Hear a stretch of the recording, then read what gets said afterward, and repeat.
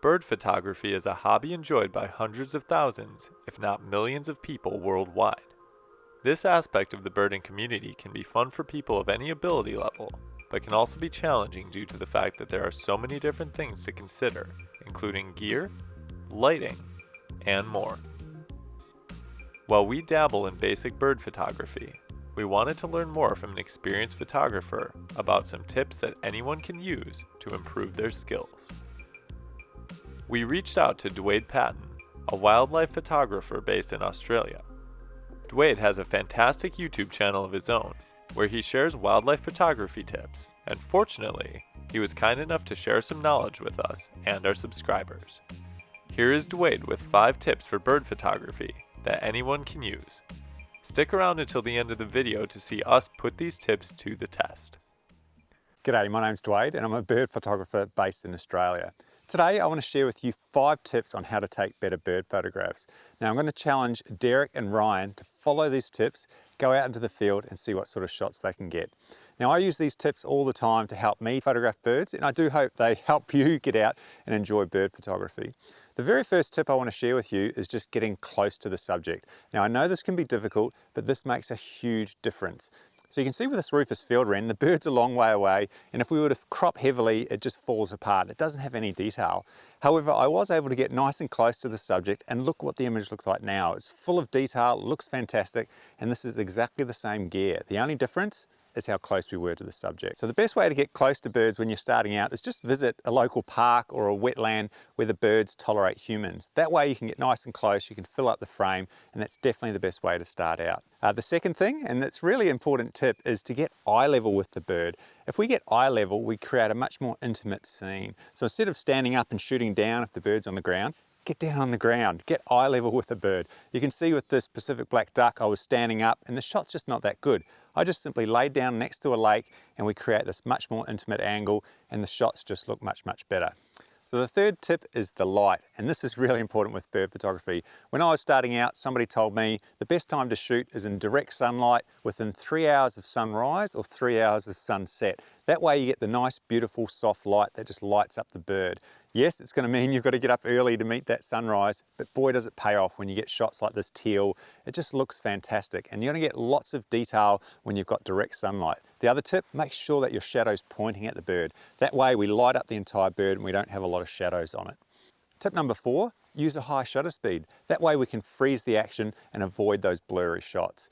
What we need to do is, the old rule of thumb is, your shutter speed should be higher than your focal length. So if your focal length is 400 millimeters, your shutter speed should be over 1/400th of a second. Now this can be difficult in low light, but if you've got direct sunlight, as I mentioned in the previous tip, this shouldn't be an issue whatsoever. So what I try to do is try and keep that shutter speed up. If we're trying to freeze the action, we really want 1/1000th of a second. If we want bird in flight, it should be even higher.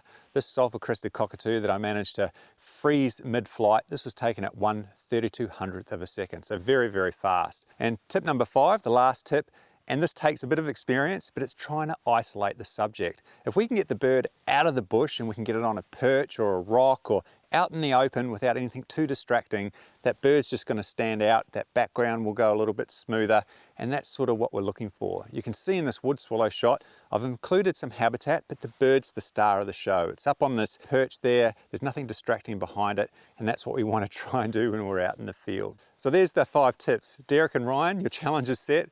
Get out there and try and take some photos. And why don't you try and get out there and follow these tips as well? Perhaps in the comments, just put a link to your gallery of where you share your photos. I truly believe if you follow these tips, your bird photography will improve. So good luck, get out there and have fun. Armed with Duade's 5 photography tips, we went out to try and put them into action. Hey everyone, this is Ryan from Badgerland Birding. I am here at my local park as Duade suggested, so I'm going to use 3 of the tips that Duade gave us to see if I can optimize my photography. Now I'm not really a bird photographer, I just have a pretty basic point and shoot camera, but I think these 3 tips I'm using will even work well for me. So let's go see what we can do about taking some pictures of these geese and ducks. I quickly found some birds to try and get some photos of. I found some pretty good subjects. There's a couple of mallards and a couple of Canada geese. So I'm going to do something that's going to make every actual photographer out there cringe, and I'm going to take basically the worst picture I can without any of Duade's tips, and then we're going to slowly get tip by tip into making this shot better. So if you're ready, here's gonna be a really bad photograph of some waterfowl.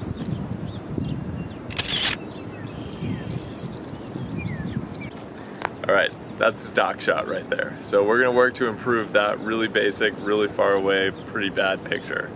I moved to the other side of the river where I could get closer to the ducks and geese. In that first picture I did, I pretty much did everything wrong. So I had a ton of different subjects in the frame without any sort of good background. I shot it from high to low, so it's not eye level, and then the lighting was directly against me. So now let's see if we can remedy some of these problems and see if we end up with a much better shot. I made my way over to the friendly neighborhood mallards and prepared to test out the first tip, isolating the subject. I positioned myself to get a few images of ducks and geese without as much clutter in the background.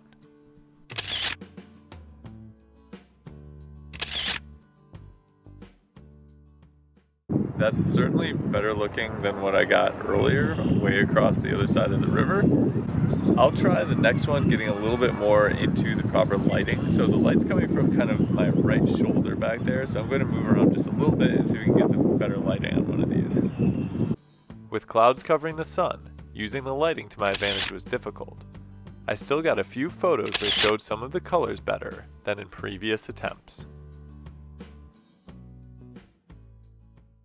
Now I'm going to try to put it all together and go down on eye level and see if I can get a nice, clear, somewhat blurred background behind one of these mallards or one of the Canada geese. So far, the pictures I've taken have definitely been better, and I think this is really going to put it all together to get some decent shots with a camera that was relatively inexpensive. So I'm going to see if there's a good subject here.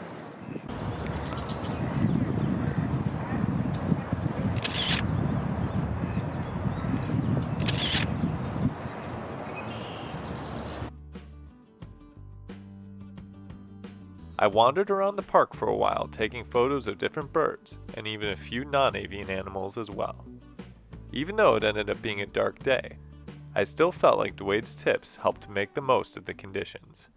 These tips certainly help a lot, and we don't have great light today anyway, just because it's overcast, but overall getting on eye level, trying to get the light in the right direction, at least even if it is overcast, and isolating the subject really go a long way. And I feel like it's made the photographs I've taken today so much better than if I wouldn't have used any of them. Later on, Derek tested the remaining tips from Duade. Hey everybody, Derek here from Badgerland Birding. I'm going to be testing out a couple of Duade's other tips that he had. I'm at the Milwaukee lakefront. There's this group of gulls right here, so I'm going to take some photos of them at a distance and then get a little bit closer and see how that changes the picture quality. So right here I'm just going to snag some photos real quick and then we'll get a little bit closer, try not to startle them too much and get some more images.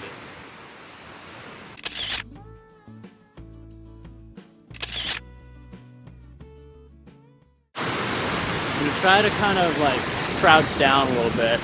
Probably take my backpack off too.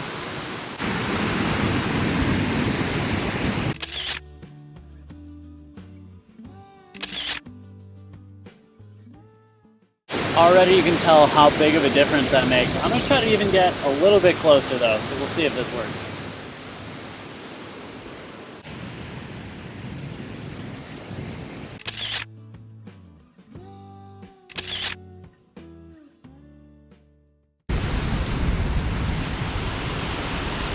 Yeah, I would say that made a huge difference, like just the quality and the detail that you can see. It also helps you isolate the subject when you get a little bit closer too. So I think that's a great tip. I think that helps a ton.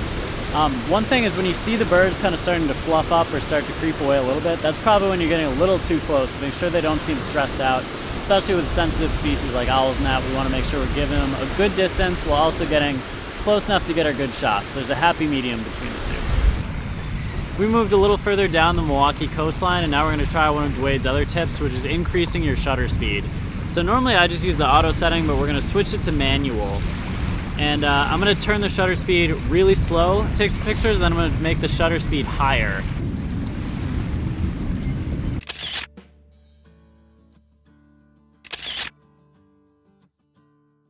Now let's raise that shutter speed.